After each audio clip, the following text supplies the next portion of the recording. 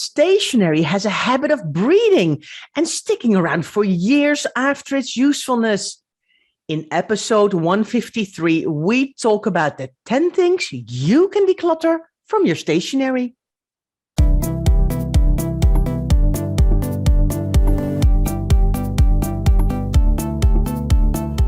You're listening to the ClutterHub podcast, bringing you tried and tested, no-nonsense tips and advice from the leading experts in decluttering and organising your home.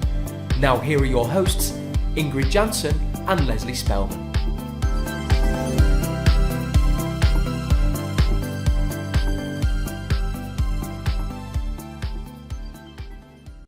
Hello and welcome, listeners. I'm Ingrid. And I'm Leslie. If you're a brand new listener, thanks for being here. And don't forget to hit that subscribe button so you don't miss our weekly podcast. And if you've been listening in for a while, thank you so much for being here. So, Ingrid, stationery. That's what we're here to talk about. We love a bit of stationery, don't we? Oh, I'm a paper girl. What can I tell you? I love stationery. I know maybe you won't like some of them of the 10 things that I explained because you are a paper girl. You're not really a digital girl. We were just talking before we came on this podcast. I have to drag Ingrid kicking and screaming whenever we make any changes whatsoever. So she's like, I don't want to do it like that. I don't want to do it like that. I don't want to change. So yes, and paper is your thing, isn't it, Ingrid? Paper is your thing. You love a little bit of paper, but I did convince you not to print something off and to have it on your screen. So how's that going?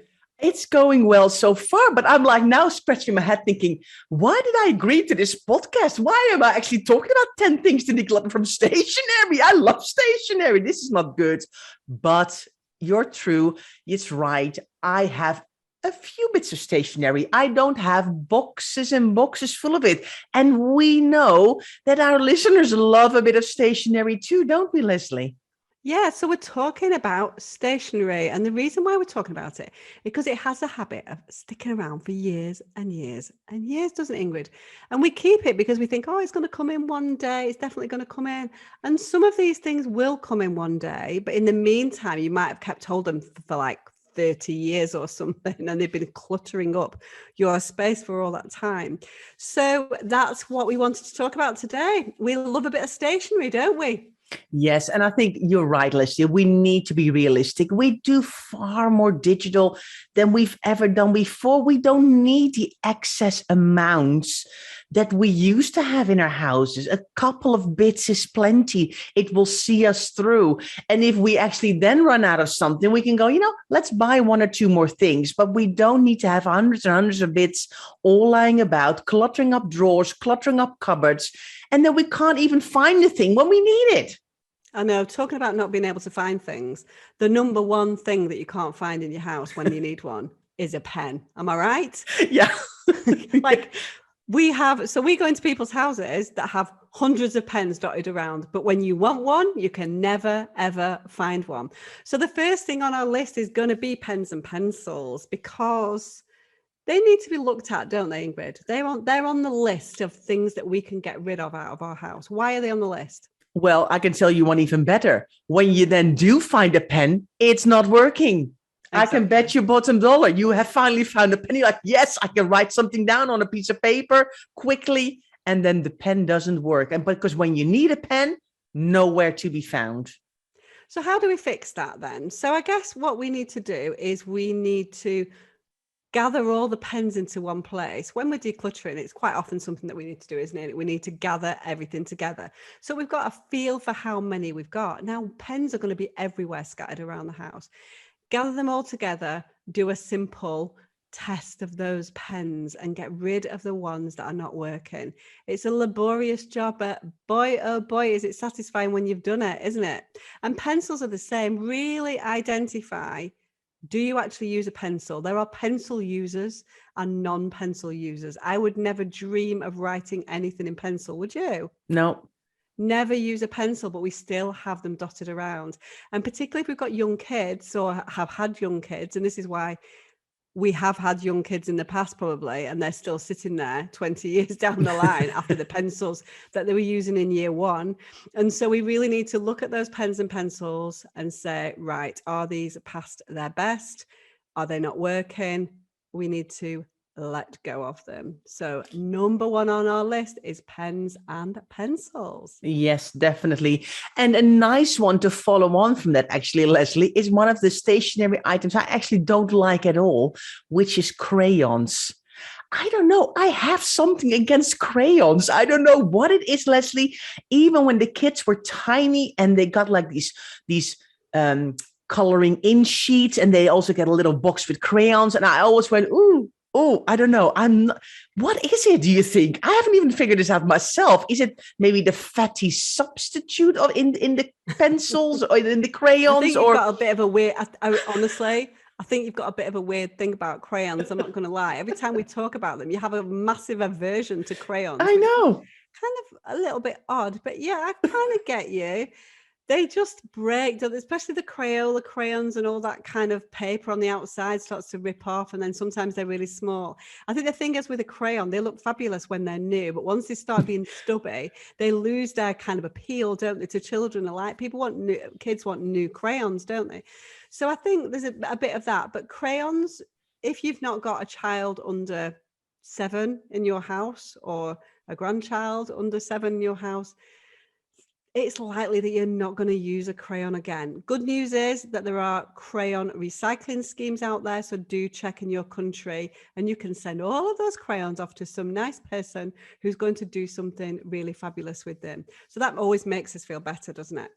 Yeah, because it's really kind of a tricky item to get rid of as well. So we were delighted when we found that there are companies out there that actually melt them and then do other stuff with them. It's like, yes, then it feels less wasteful, because a lot of times these have been used maybe once, twice, 3 times, and then it feels wasteful just to throw them away. But we can't really give them away to other people either, because they always become a bit manky for some reason. So it feels good that they can go somewhere. Yeah, definitely. And they'll be everywhere. They'll be in pencil cases in your kids' bedrooms. They'll be in stationery cupboards. They'll be in craft boxes, all of those places. Gather them all together and ditch those crayons. And related again into pens and pencils and crayons, we have got rubbers or erasers. If you are not in the UK, that's always a contentious word here because it has a different connotation, which we have found out, haven't we, Ingrid? Yeah. and pencil sharpeners. So things that kids use typically at school, or if you are a pencil person, of course you will use a pencil sharpener, but so many of us are not. So really be honest with yourself whether you need that same amount of, let's call them erasers, and pencil sharpeners, because we gather them along the way, because they're the things that when your kids are little and using pencils, we need a lot of. But we don't need them all the time, do we? And you know what, Leslie? One eraser and one sharpener is not the other. I think really in this case, quality, you can really see over quantity. If you buy a better brand, they erase better, they sharpen better. Do you remember getting those kind of packages from when the kids were little, and it had like an eraser, it had a sharpener, it had different colored pencils, it had like a coloring in sheet, and they're always rubbish, but they look cool because it's like a Frozen package or a Marvel package or a whatever package is cool at that time, and they do like the characters on them, so it looks really cool, but it's all really cheaply made. So then you try to actually sharpen a pencil and the whole thing is just crumbling apart, isn't it? But we kind of keep them together with the little like the little measuring what do you call them? Rulers. Yeah. I was thinking in Dutch. I couldn't think of the word. Together with like a matching ruler, and it's all just not great quality. So if you're doing a bit of a declutter of these items, really test them out and keep the better quality ones, and it will pay really off. And you only need a couple, and then you're sorted for a long time. Yeah, you're so right. This is all to do, we talked at the beginning about keeping hold of these things forever and a day, and this is what it's all about. We talk about having things in your life that serve you now, and if you don't have those little children at home anymore, then you don't need rulers and erasers and pencil sharpeners, do you anymore? So Yeah. that's about the passage of time, really, that's going to dictate. Of course, we need one or two, but we don't need loads and loads. And typically when we do have those young children, we have lots more of them. So there's a good one coming up, isn't there, Ingrid? I will let you divulge our next one. Yes, Leslie, I've got indeed a very good one, which is paper clips. When was the last time you've used a paper clip? And I'm actually thinking out loud here, listeners. I can't remember when the last time was I used a paper clip. Leslie, can you remember this? I think it depends on what kind of person you are, really. So we love a stapler, and so we're more stapler people than paperclip people. But I think that some people are indeed paperclip person. It depends on the way that you've been brought up, I guess. But I suppose, or what you've been brought up on. That's what I mean, rather than the way. I'm sure that actually parenting skills are not to do with paperclip usage, if I'm really honest. I don't think that's the critical part of parenting. But I mean, you emulate then what your parents did typically. So paperclips or staplers might have been something that you picked up from somewhere along the way. But I think that, I think it's important to think about, are we using paper clips, and how many boxes of them have we got?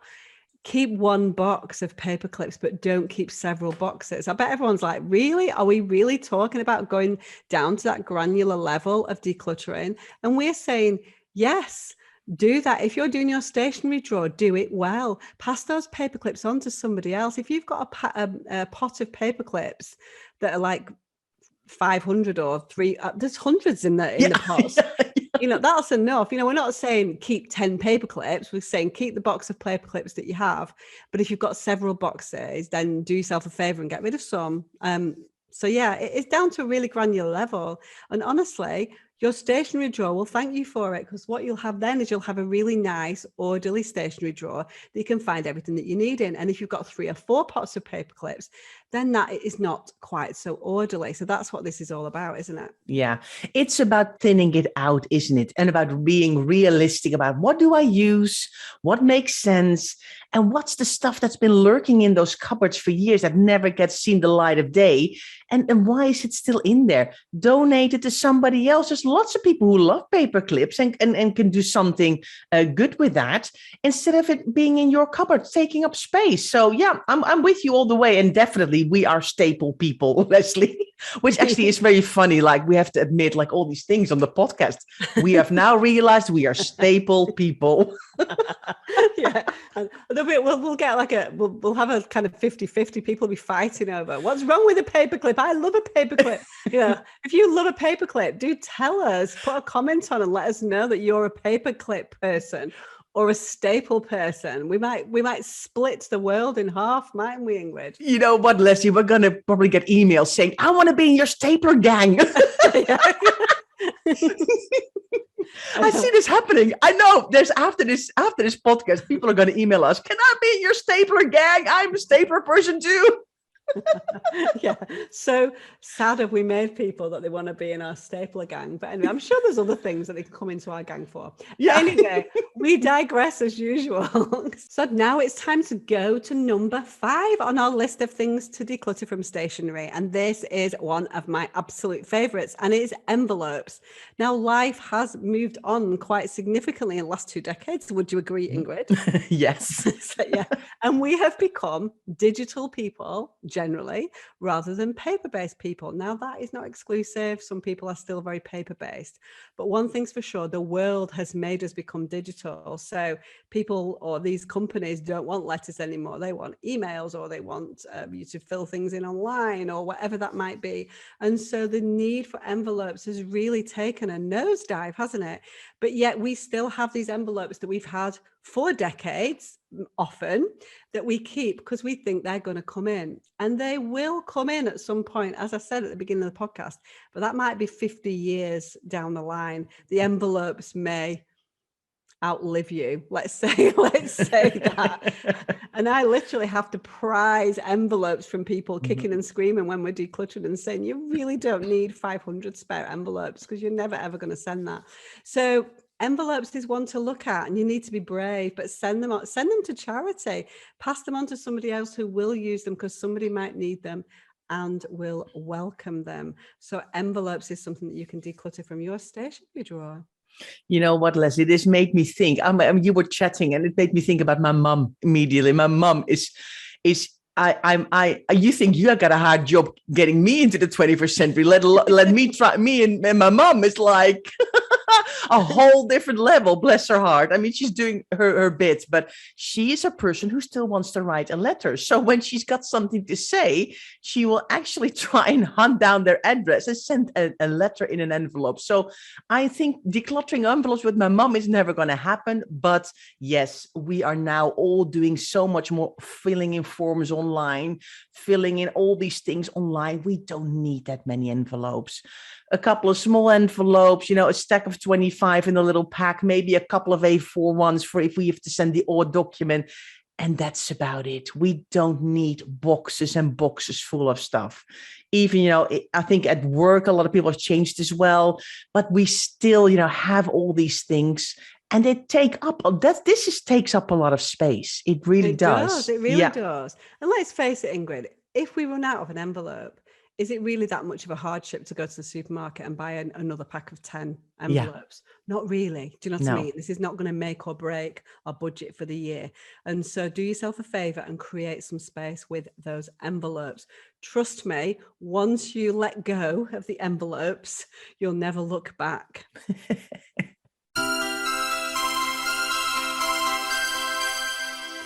Just a short break from this episode to talk about our membership. I'm sure you are intrigued what it's all about and whether or not we can help you in your decluttering journey. Well, we are confident we can, but we'd love for you to see for yourself. Why not take advantage of our $1 trial? You'll have access to everything in our membership for 2 whole weeks and can cancel at any time, but we don't think you will. Go to declutterhub.com/trial and see for yourself. Welcome back to the 10 things to declutter from stationery. And we are going to go to number 6, which is actually one of my favorite things to talk about. And it's lever arch files.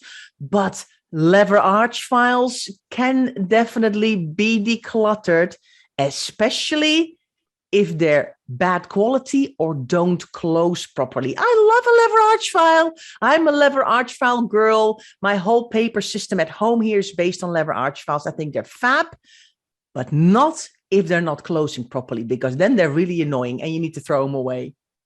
Something's just popped into my head and I feel like I've got to say it.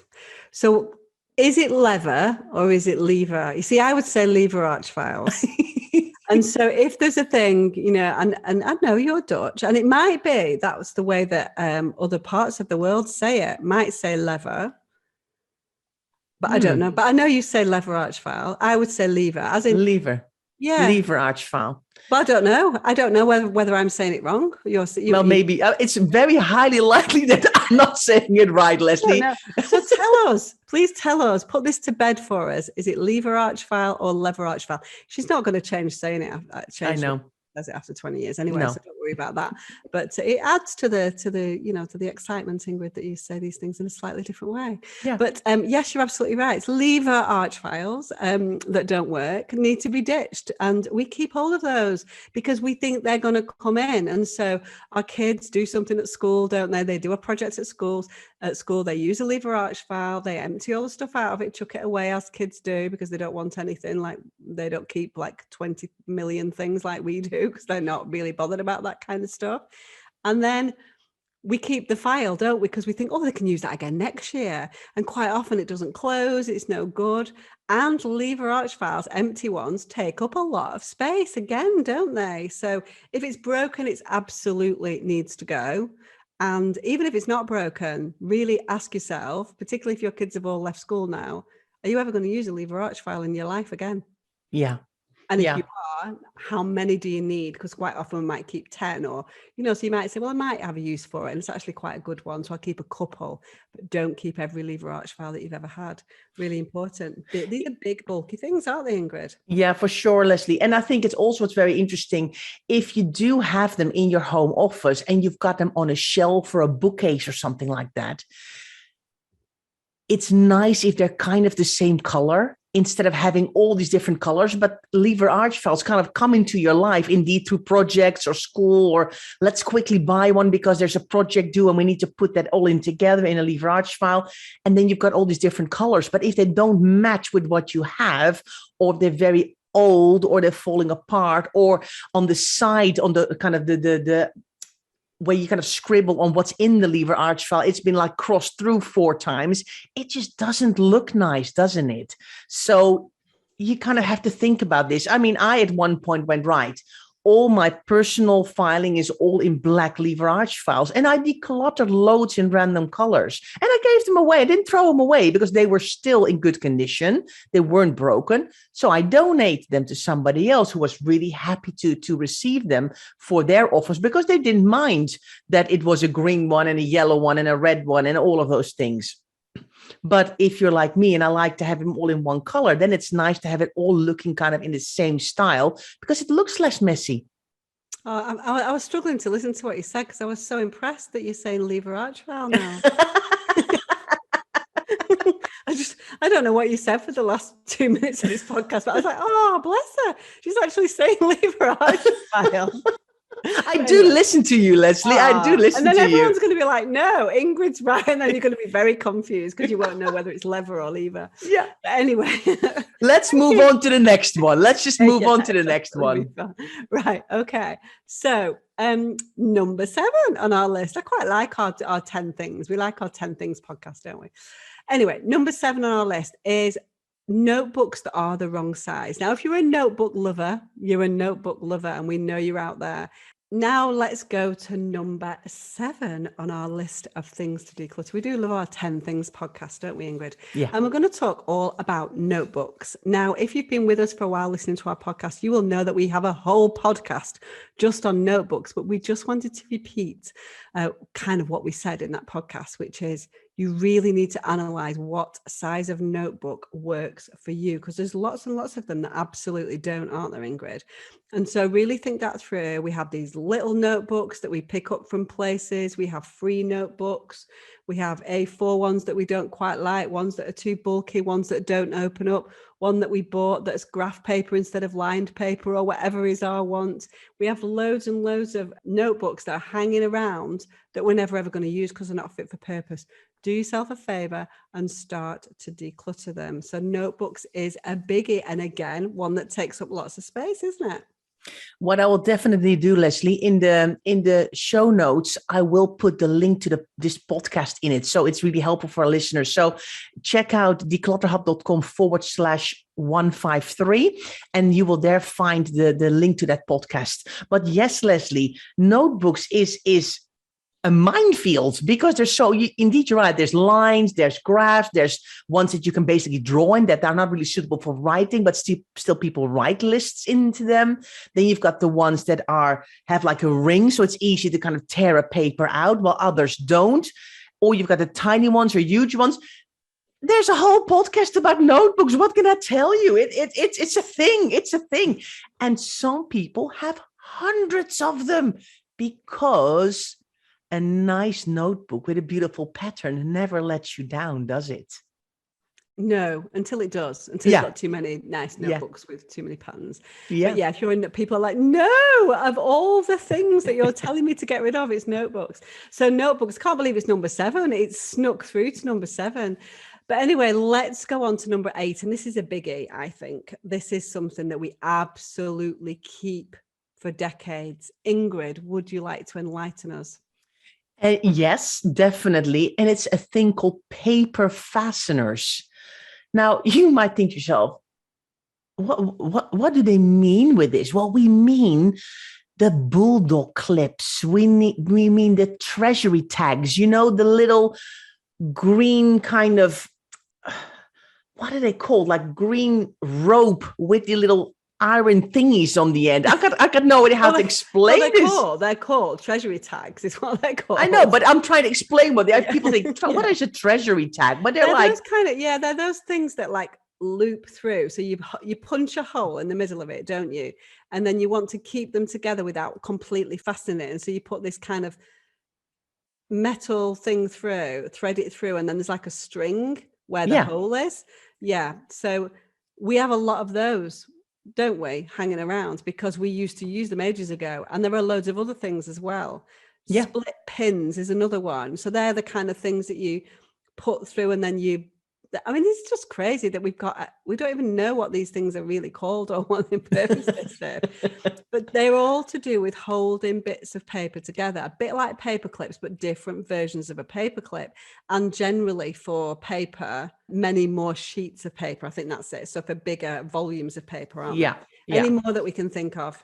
Yes, these clip-on clips, these kind of tiny little kind of gray metal-y kind of things you can do on the top of a paper.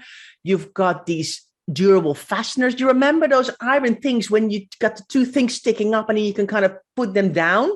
I mean, I'm glad this is being filmed, because people are probably going, what is she doing with her hands? But the little things, and you put the thing on and you can bend those other bits over there, and durable fasteners. I mean, you can't even explain.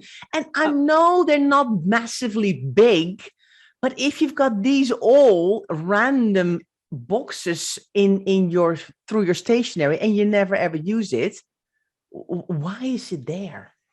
I know they typically would be things that we get from work. Like we didn't always work from home in the way that we do now. So quite often these things would come home from work when we were doing reports. And if we were doing that at home over a weekend or something, we bring a box of them home from work, and then they hang around, and we think, but we have to realize that time's moved on, and very rarely, and I'm not saying not ever, but rarely do we have big pieces of paper that need to be bound together in that way.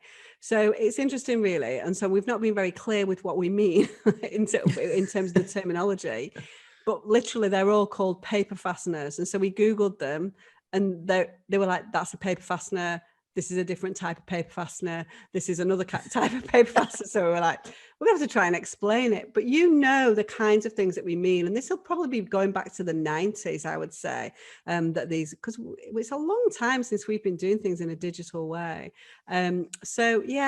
Paper fasteners are, something to kind of get rid of, really, aren't they, Ingrid? Yeah, for sure.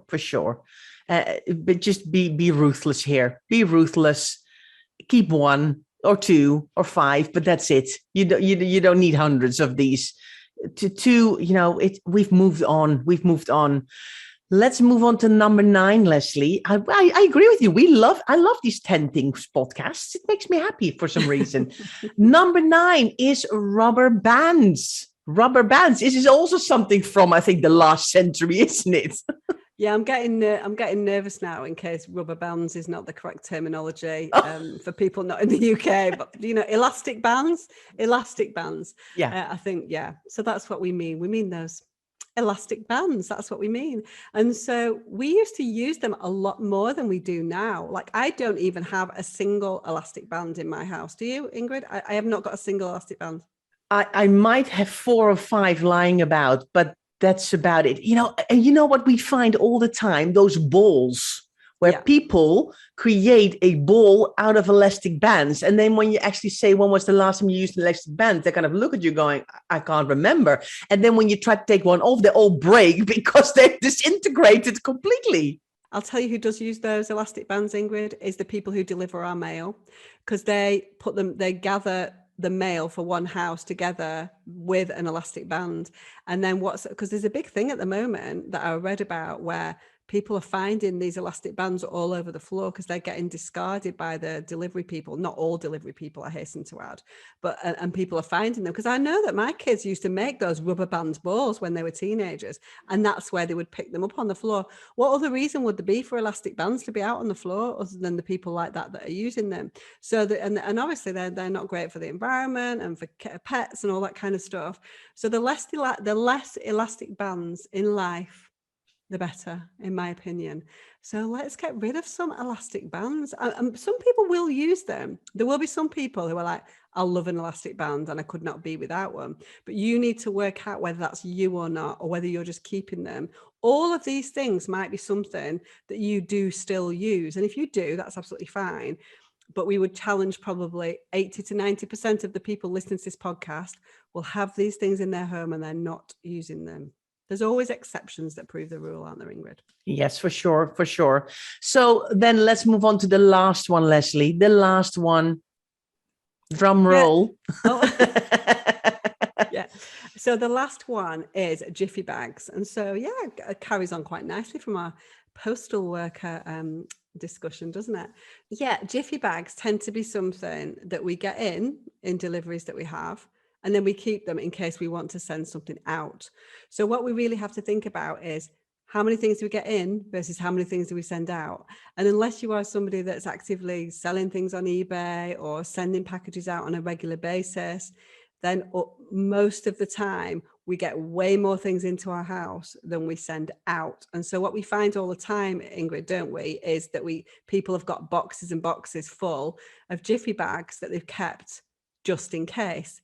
So yes, of course, you need to keep one if ever you do want to send something out, because you don't want to go and buy something new, but you also need to recycle them. And there are people on local Facebook groups and things like that that absolutely will want them because they will be using them all the time. So people are selling on eBay as a good example of that, will like a Jiffy bag and will gladly take them off your hands, but don't keep them in your own house. If you're just a regular person that's not really doing that, which is typically most people, isn't it?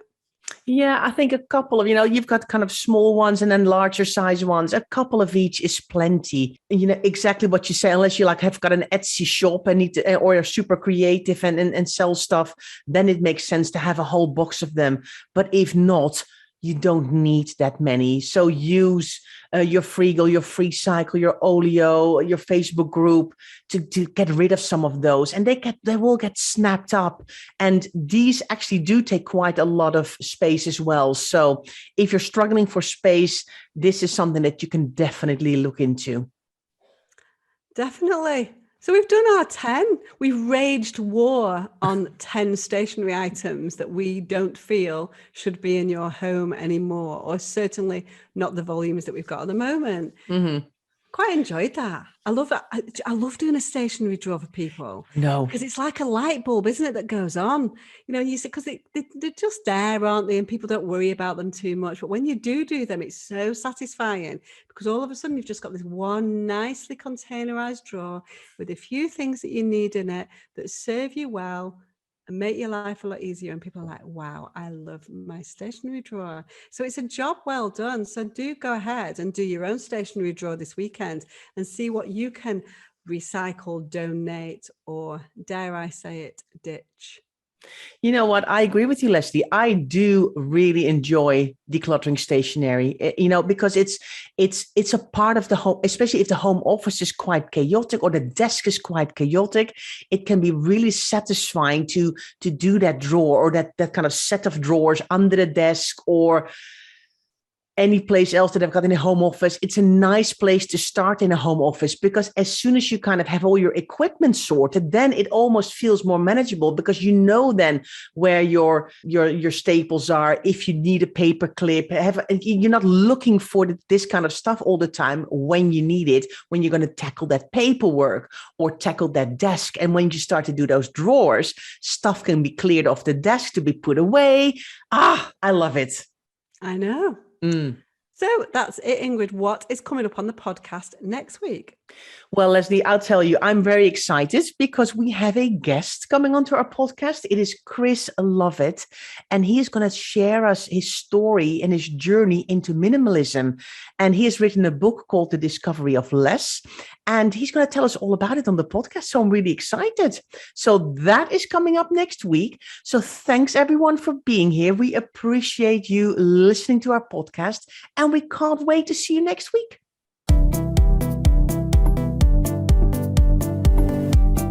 Thanks so much for listening to the Declutter Hub podcast.